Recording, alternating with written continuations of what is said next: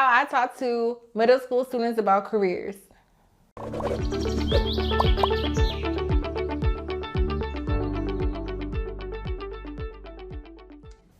Hi, I'm Tasha Danielle and I'm founder of Financial Guardian. Welcome to our YouTube channel. Make sure you subscribe if you want to get more tips like this on how to talk to your children, tweens, and teens about money and careers. Or if you are an adult who wants to get more information about basic financial literacy, be sure to subscribe. And also sign up for our newsletter by clicking the description link below. Let's dig into this video topic, how I teach middle schoolers about career. According to national standards, 8th graders should know that a person who gains additional education usually earns higher income. And additional education doesn't necessarily mean a college degree, and I'll get to that a little bit later. The first thing that I do is I explain what a career is, and that is a person who has experience in a specific field, and really I would say expertise in this, they're gaining expertise in that specific field, and there's opportunity for growth and higher income in that field. For example, an accountant. I provide that example of you get experience, it's a specific field, you are helping business know their numbers or a person know their numbers, how much money they're making, etc. And there's opportunity for advancement. There are so many different opportunities to pivot to different positions as an accountant. Now, to the contrary, a job is usually for the short term, and there's really not a whole lot of opportunity for advancement. So the wages tend to be lower, and there's usually higher turnover because it's for the short term. So even if a person stays, for example, at a retail store, fast food store, there's a lot of turnover because people who work there are just there for the short term. And there's not a lot of opportunities for advancement, and the wages are, again, low.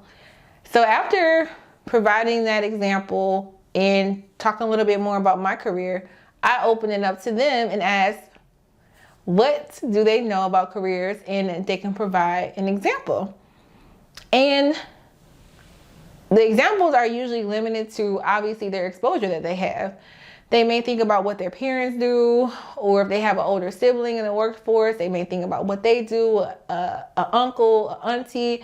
They usually provide examples based off what they know or what they see on YouTube or social media.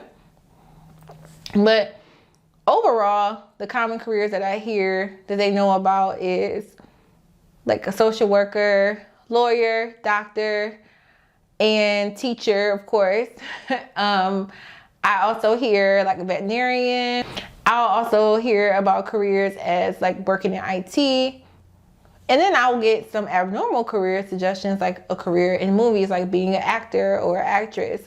And I'll also hear like being a sports player, like that's having a career, right? So I get all types of examples of what it means to have a career. But it's very hard for them to distinguish between a person having a career and a job. And they usually get confused because they're like, well, can a person have a career and another person have a job and work at the same place? And they can. And I point to the example of me working at McDonald's. So I worked at McDonald's from the age of 15 to 22. I mean, I was dedicated. But what I tell them is that you can work a job for a long period of time, but the reason why it's not necessarily considered a career because there's no real advancement and there's really no increase in earnings. If you do get a promotion, it's really not a significant increase in earnings to really consider it a career. And a lot of people look at jobs as a dead end. I am just saying, like, overall, like, numbers and earnings wise, that's the difference between having a job and a career. And they're like, okay. So a person can work at McDonald's and have a career, and I'm like, yeah, store managers are required to go to Hamburger University. I don't know if they changed it to like McDonald's University or something, where they have to go get additional education, additional training for a few weeks before they can become a store manager, because there's a lot of responsibilities that come along with being a store manager. And I tell them like that's a career, because that is a big increase in pay when they become a store manager, but also they had to get that additional income to become, in order to get that additional income, they had to get additional education. And store managers, like if you look on payscale.com or Glassdoor, they usually like make around $48,000 to $50,000 a year, in some areas even a little bit more. So it does come with a pretty good salary. There's a lot of turnover dealing with in that position, because everyone in the store is working a job. So there's high turnover. They're not staying for the long term. They're just here. They're making $10, $11 an hour, and they're like, this is not sustainable. If they're adults with families, they're not really looking to stay for the long term. Now, I know from working at McDonald's, obviously I worked there for 7 years. There are people who worked at McDonald's for 30 years. Like there were people who were retiring from McDonald's. They were retiring with no pension or no 401k, but they stayed there for 30 years. And that was to them their career, even though they stayed in the same position. They got very minimum raises throughout the 30 years. They stayed because the other spouse had a higher paying career, and they just wanted something to do to get out of the house when their kids were in school. So I provide various examples of a career versus job when they're giving me different examples of careers. Now, and in no way am I trying to discourage anyone from pursuing their passions or anything if it doesn't require a degree. Now, after they get done naming careers, we move into step number 3, and that is, how much do they make? If a student names a doctor as a career, I'm like, how much money do doctors make? And they're like, I don't know. And that's when we usually go into an activity and we look at different salaries of people who work in particular career fields, like the medical field. They work in the business field. They work in IT. I talk about industries that are available in the different positions that are available in those industries and the salaries that are associated with it. Now, that may sound a little complex, but when we do activities, they are looking up salaries, and I make it a game before they look up salaries, and I have them guess. Like, I have salaries cut on pieces of paper, and I have them like match it to what they think the career is. And that's something that you can do with your child at home. Like, have them guess on what they think a salary is. They may not even know what salary means. So they may see $60,000 and be like, I don't know what that means. Like hourly, like, is that a lot of money? So many more conversations can come out of this when you start to talk about careers, right? So going back to the game or activity that I do with my students, I have various salaries written down, and I want to see if they can match it to the career. They are oftentimes wrong, but it's a good way for them to think like, oh wow, so people can make more money in this specific field versus the other. When they're doing this activity, they can see like, wow, a person who is a surgeon makes more than a doctor who just provides family medicine, like they're a general physician. The surgeon makes more than that. So they're like, oh, okay. They never thought about like one doctor making more than another doctor before. Same thing when we're talking about engineers or working in accounting. Like, they're seeing different salaries go to careers. And that is something that is so important for them to understand at this age, because again, going back to the national standard is that in 8th grade, students should really understand that with additional education, usually you can earn higher income. So doing an activity like that where you have salaries listed and you have careers listed, and see if they can match it up. Another activity that can be done is just simply doing Google and seeing like how much do people make, like looking at payscale.com or glassdoor.com and saying, hey, if you are an accountant without a certification, you could make like $40,000 difference, like a year from an accountant, I would say like a bookkeeper versus a CPA. So just seeing like, okay, wow, if you go and get additional education, this is what you can make in this career field. When talking about careers, students will now, they're mentioning gaming, they're mentioning YouTubers, right? So I actually put, like when I'm writing down salaries on pieces of paper to get them to match up, I actually put down the salary or the earnings from the average YouTuber. And it's not the millionaire student, child that you saw who was like, I think he made the most last year on YouTube by doing videos of like playing with toys or showing how to play with toys or something like that. That is an anomaly. Like, that is not the norm. So I do put that down because a lot of students are like, I'm gonna be a YouTuber when I get older, or not even when I get older, I'm working on my YouTube channel now. Or like some middle schoolers actually know what it means to be an influencer, right? So they have all types of ideas when it comes to careers. So I'm ready for it, and I have those salaries available to show them. I think it's really important not to like just say, oh, you can't ever make money doing that. You could never make money doing that. Because there are those anomalies, and instead of focusing on like the norm of what actually happens, children tend to focus on the anomaly, like of this one person that went viral and made all this money.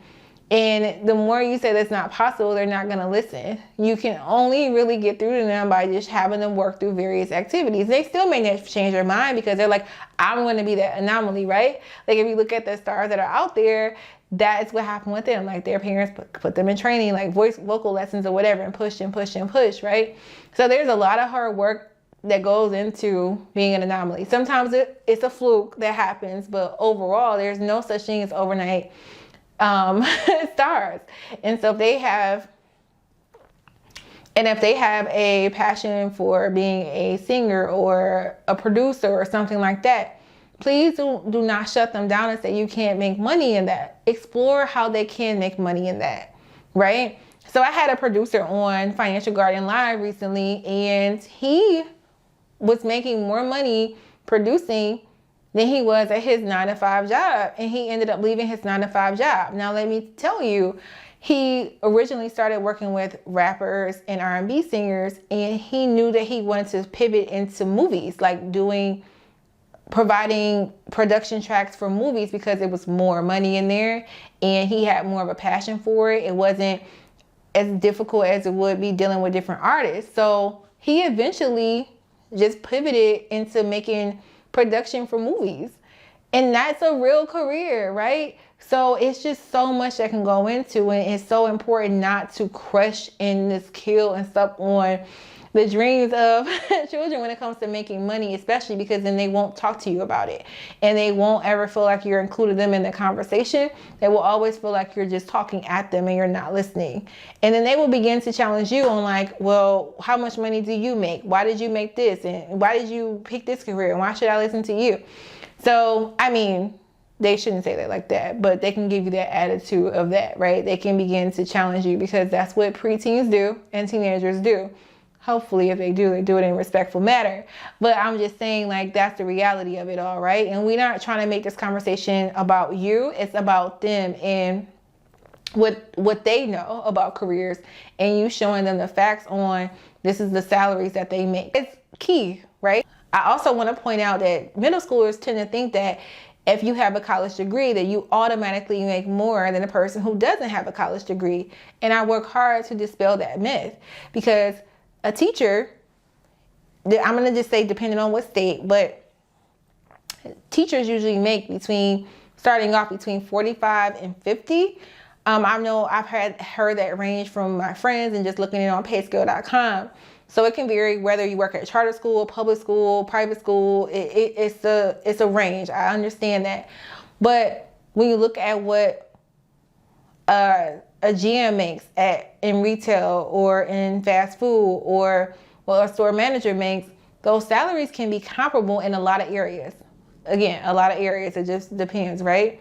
So just because you have a degree doesn't mean you're always going to make more than a person who doesn't have a degree. And I think that is something that is key for students to learn early on, because not every kid is going to want to go to college. And a lot of times we have done in this society, we have put this idea out here that if you get a college degree, you will automatically make more. Now, I know studies suggest that in a lifetime that people who earn a college degree in their lifetime make more than people who don't have a college degree. I understand that those studies are out there, but there are studies. And when you think about the everyday, we're talking to people, they're thinking about comparison right now. So I don't want them to think that if you go to college, you're automatically going to just make way more money than someone who doesn't. A lot of people go to college and never even use their degree, right? So that is a conversation that I want to have with them as well. Now, I get pushback from parents because they're like, it sounds like you're promoting your kids not to go to college. I am simply presenting information to them about salaries. And that's something I want you to do at home. Like, have that conversation. So that's something that I want you to do, is just have that conversation with your with your teens or preteens about careers and the associated salary. So it's not just enough for students to know that the difference between careers and jobs.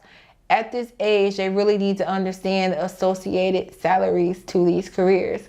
Let me know what you think by dropping me a comment below and sharing this video. And also make sure you're subscribed so I can see you in the next one. Until next time, bye.